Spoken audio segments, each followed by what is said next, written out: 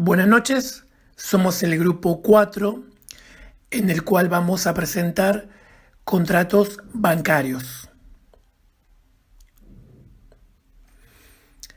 Los temas que vamos a abordar son disposiciones generales, consumidores y usuarios, contratos bancarios en particular y tarjetas de crédito. Vamos a empezar hablando de los aspectos generales de los contratos bancarios.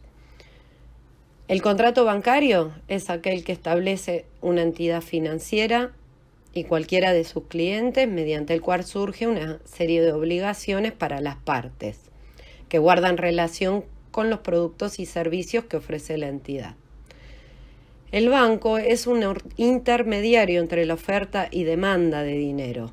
Acepta dinero de los clientes a cambio de servicios en cajas de seguridad, cuenta corriente, caja de ahorro, entre otros productos, y con ese dinero se lo presta a terceros y le cobra intereses, ganando con la diferencia percibida entre los intereses. La tasa pasiva es la que se da a los depositantes del dinero y la tasa activa es la que cobran a quien obtiene, por ejemplo, plazos fijos, intereses por plazos fijos o préstamos. En los contratos bancarios es muy importante la condición personal de la parte. El cliente elige por la confianza que le genera la entidad bancaria. Dentro de las condiciones contractuales siempre se debe respetar la forma, se instrumentan los contratos por escrito y el cliente tiene derecho a que se le entregue un ejemplar. El contenido debe especificar la tasa de interés, precio, gastos, comisión y cualquier condición económica que esté a cargo del cliente. La información bancaria será el anuncio específico de la tasa de interés, gastos, condiciones y condiciones económicas de las operaciones y servicios efectivos ofrecidos. El cliente tiene derecho en cualquier momento a rescindir un contrato por tiempo indeterminado, sin penalidad ni gasto. El contrato bancario con consumidores y usuarios está estipulado dentro del artículo 1384 como un contrato de consumo y se encuentra regulado en los artículos 1092 y siguiente. Podemos definir esta clase de contratos como aquel celebrado entre un consumidor o usuario final con una persona humana o jurídica que actúe profesional u ocasionalmente, o con una empresa productora de bienes o prestadora de servicios, pública o privada, que tenga por objeto la adquisición, uso o goce de los bienes o servicios por parte de los consumidores o usuarios, para su uso privado, familiar o social. ¿Cuáles son las características fundamentales? Una de las partes del contrato bancario es el consumidor y la otra la empresa, o sea, el banco. Y el objeto del contrato es la adquisición, uso, goce por parte del consumidor de los bienes o servicios de la empresa productora o prestadora, y su uso debe ser privado, familiar o social, sin vínculo con su actividad comercial, industrial o profesional. Hay obligaciones contractuales donde antes de vincular al consumidor, el banco debe informar suficientemente para que el cliente pueda comparar las distintas ofertas de crédito. Si el banco realiza un pedido de crédito por la información negativa registrada en una base de datos, por ejemplo el Veraz o el Gnosis, se le deberá informar al consumidor en forma inmediata el resultado de la consulta y la fuente donde se obtuvo. Son nulos los contratos de crédito que no tienen información sobre el tipo y partes del contrato, importe total del financiamiento, costo financiero total y condiciones de desembolso y reembolso. Nunca se podrá exigir al consumidor un monto no previsto en el contrato ni cobrar comisiones o costos por servicios no prestados efectivamente. Hasta acá son las particularidades en general del contrato bancario. Contratos en particular. Depósito bancario. Es el contrato a través del cual el depositante transfiere la propiedad del dinero al banco, quien tiene la obligación de devolverlo en la moneda de la misma especie cuando el depositante se lo pida o al vencimiento del término o del preaviso acordado. Dentro de los depósitos bancarios podemos encontrar depósitos a la vista y depósitos a plazo. A la vista, el cliente deposita su dinero y puede disponer del mismo cuando quiera. O sea que no hay un plazo establecido. Por ejemplo, caja de ahorro o cuenta corriente. El mismo debe estar representado en un documento material o electrónico que refleje fielmente los movimientos y el saldo de la cuenta del cliente. En cambio, a plazo, otorga al depositante el derecho de una remuneración si no retira la suma depositada antes del término o del preaviso convenido. Por ejemplo, si se constituye un plazo fijo a 30 días, durante 30 días no vamos a poder disponer del dinero. O sea que se movilizan todos los fondos depositados por un tiempo determinado a cambio de una remuneración según la tasa de interés ofrecida por la entidad financiera. En el caso en el que el depósito esté a nombre de 2 o más personas, cualquiera de ellas va a poder disponer de él, aun en caso de muerte de alguna de ellas, excepto pacto en contrario. Cuenta corriente bancaria. Es el contrato por el cual el banco se compromete a inscribir diariamente y por su orden los créditos y débitos manteniendo un saldo actualizado al cuentacorrentista y dando un servicio de caja y demás servicios relacionados con la cuenta. Si el contrato incluye el servicio de cheques, el banco debe entregar al usuario de la cuenta corriente, a su solicitud, los formularios correspondientes. En cuanto a la autorización para girar en descubierto, el contrato, además de compensar créditos y deudas de la cuenta del cliente, presta el servicio de crédito mediante el descubierto bancario, es decir, que se le permite al cliente emitir cheques contra su cuenta, retirar fondos o realizar transferencias aunque no esté la totalidad del dinero. En cuanto a los intereses, el saldo deudor de la cuenta genera intereses capitalizables. También se puede pactar que lo genere el saldo acreedor. En cuanto a los resúmenes, el banco debe emitir un extracto de los movimientos de la cuenta y los saldos de resumen de cada crédito y débito mensualmente. Dicho resumen se presume aceptado si el cuentacorrentista no lo observa dentro del plazo establecido. Cierre de cuenta. La cuenta corriente puede cerrarse por las siguientes causas. A. Por decisión unilateral de cualquiera de las partes previo aviso. B. Por quiebra, muerte o incapacidad del cuentacorrentista. C. Por revocación de la autorización para funcionar, quiebra o liquidación del banco. D. Por las demás causales que surjan de la reglamentación o de la convención. Compensación y ejecución de saldos.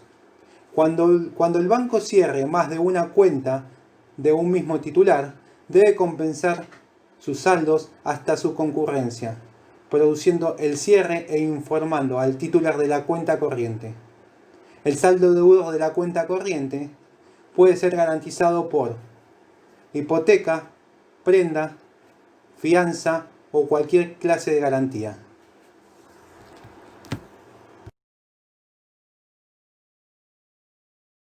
Préstamo y descuento bancario. El préstamo bancario, legislado en el artículo 1408 del Código Civil y Comercial, es el contrato por el cual el banco se compromete a entregar una suma de dinero, obligándose el prestatario a su devolución y al pago de los intereses en la moneda de la misma especie, conforme con lo pactado. Una vez comprometida la entrega del dinero por el banco, este solo puede negarse a cumplir con esta prestación si la situación económica del cliente ha cambiado, haciendo incierta la restitución de los montos pactados.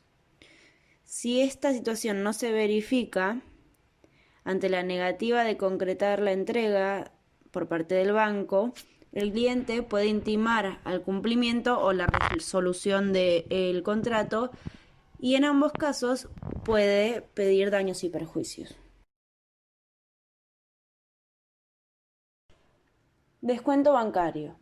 Es el contrato por el cual el titular de un crédito contra terceros lo cede al banco y éste le anticipa el importe del crédito en la moneda de la misma especie, conforme con lo pactado. El descuento bancario se usa para financiar capital, ya que en una actividad comercial se puede hacer el pago con un título de pago diferido, que es a pago futuro, y quien lo recibe puede esperar a la fecha del vencimiento para cobrarlo, pero si necesita tener el efectivo antes, se lo puede ceder al banco con el que opera y este le dará el importe del título menos el porcentaje de interés que cobra por el servicio. Y el banco se queda con el título para cobrarlo en la fecha que corresponde. Se llama descuento justamente por este monto que el banco descuenta del importe del título a modo de interés por el servicio de financiación y basado en el tiempo que éste tiene que esperar para su cobro. Los títulos se transmiten por endoso o por cesión y si el emisor del documento no paga, es responsable el titular del crédito y no el banco. El banco no asume el riesgo de su cobro.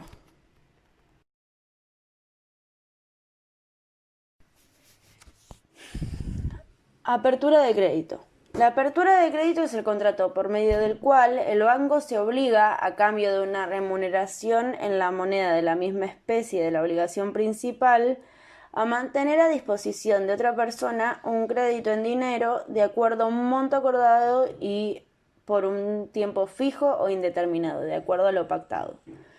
Si no se expresa la duración de la disponibilidad, se considera que el plazo es indeterminado. Esto lo establece el artículo 1410.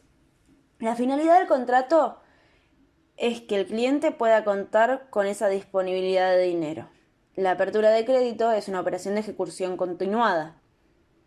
En la negociación que conduce a la formación de consentimiento de este contrato, se establece la tasa de interés y las comisiones que deberá pagar el cliente, entre las que se encuentran la comisión de apertura y las garantías que el banco exige como cobertura de la operación. Se trata de un contrato bilateral oneroso por el que las partes asumen obligaciones recíprocas. El banco le permite al cliente que disponga de cierta cantidad de dinero, es decir, le da un crédito y asume una obligación suya y solamente cuando haga uso de este dinero, el banco le cobrará un interés. En general, el cliente emite cheques, hace extracciones o transferencias contra su cuenta, realizando lo que se llama descubierto bancario autorizado. Si el cliente usa el crédito hasta el límite acordado, se extingue la obligación del banco, salvo que se pacten reembolsos. La disponibilidad no puede ser invocada por terceros, no es embargable ni puede ser utilizada para compensar cualquier otra obligación del acreditado. Esto lo establecen los artículos 1411 y 1412. Se puede confundir con el contrato de préstamo bancario, pero en el contrato de préstamo bancario se transfiere el dinero en forma efectiva, ya sea retirándose por caja o acreditándolo en una cuenta, mientras que en la apertura del crédito el banco se compromete a poner a disposición del cliente un crédito por un monto en dinero determinado.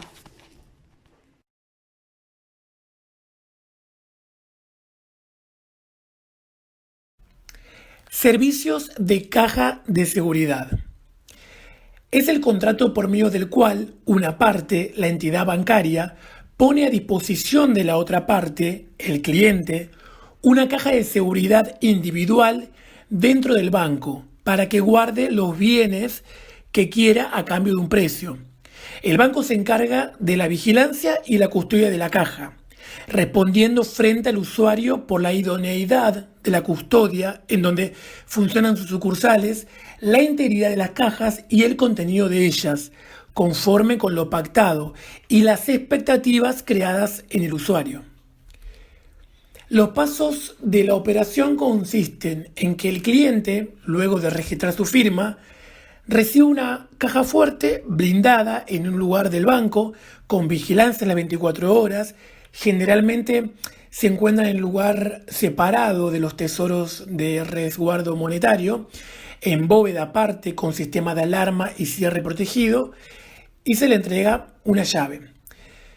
Se utiliza un sistema de doble llave, donde para poder abrir la caja es necesaria la llave del cliente en concurrencia con la llave que tiene el banco. La apertura se efectúa con ambas llaves. Una vez abierta, el personal que abrió la caja se retira y el cliente podrá sacar su cofre de la misma en lugar reservado a tal fin.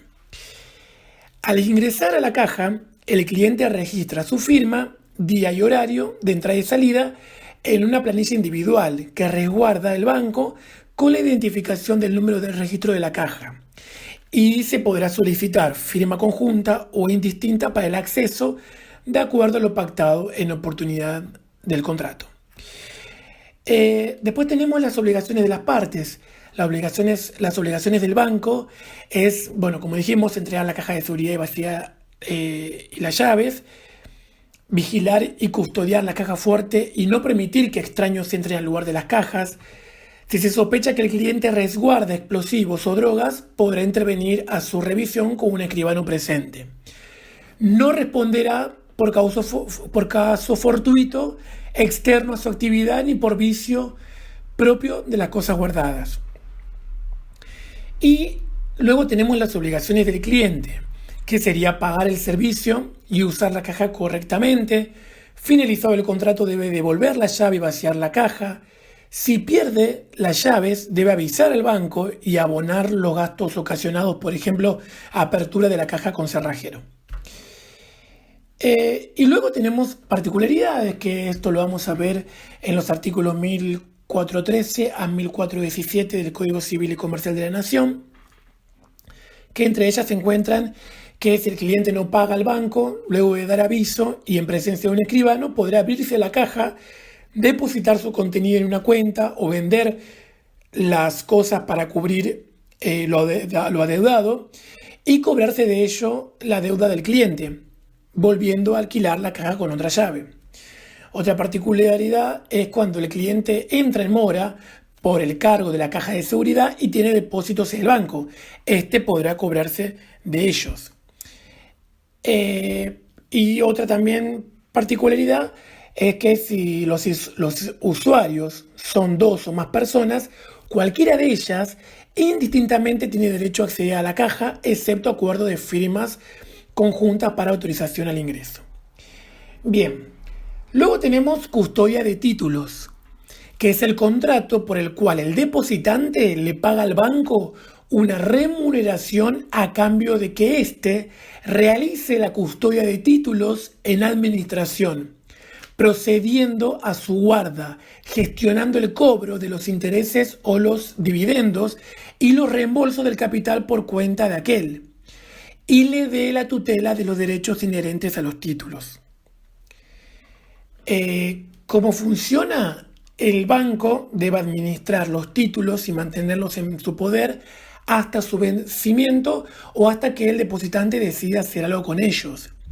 La omisión de instrucciones del depositante no libera al banco del ejercicio de los derechos emergentes de los títulos, ya que el banco no es un simple custodio, sino que es el administrador de los títulos que el depositante le da en guarda.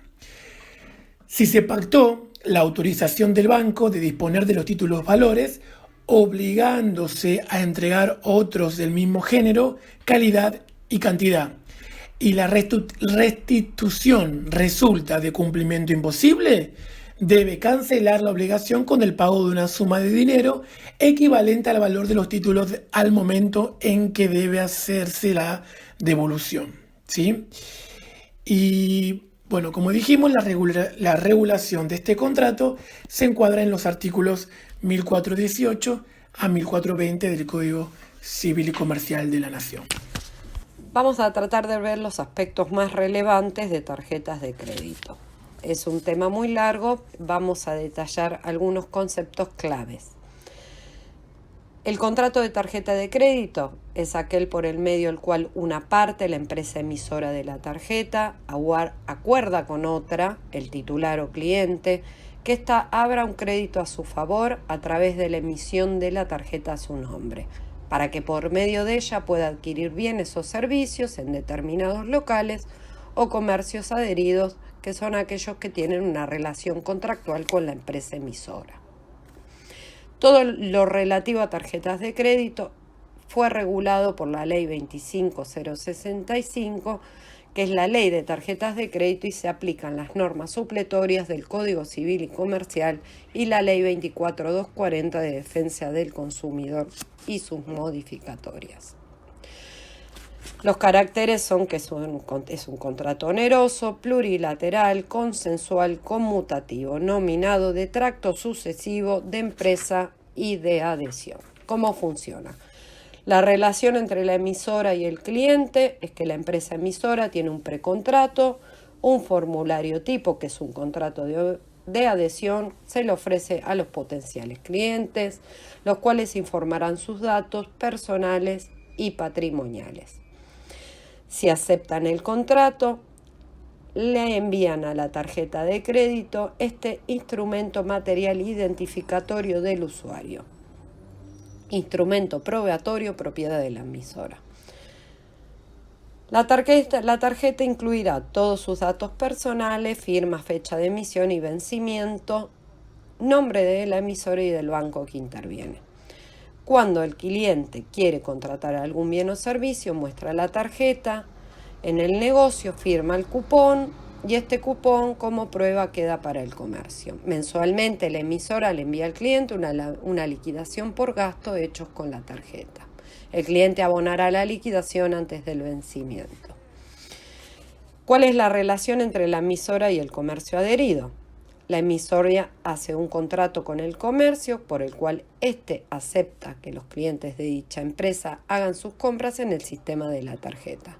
Una vez firmado el cupón, el comerciante, junto con los demás cupones de todo el periodo, deposita en el banco previo un descuento de concepto de comisión por las compras que efectuaron los clientes.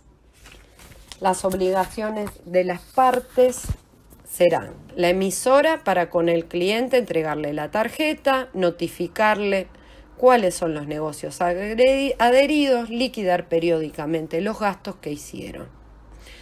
De la emisora con el comercio, pagar los cupones del periodo correspondiente liquidado, responder al comerciante cuando pida autorización para vender al cliente y mandar una información de tarjetas canceladas.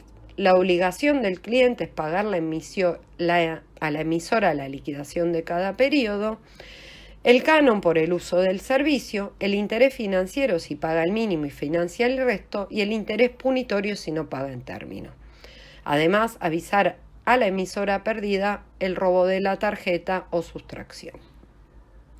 Las obligaciones del comercio adherido son venderle a los clientes que presenten la tarjeta, pagar a la emisora la comisión y debe mantener el mismo precio con tarjeta de crédito que efectivo. Concluyendo con este contrato, el artículo 11 de la ley se refiere a la conclusión o resolución y dados supuestos. Que el titular avise 30 días antes del vencimiento que no quiere seguir con el contrato, si es que se pactó la renovación automática, que no reciba la tarjeta renovada, y es el segundo caso de conclusión del contrato.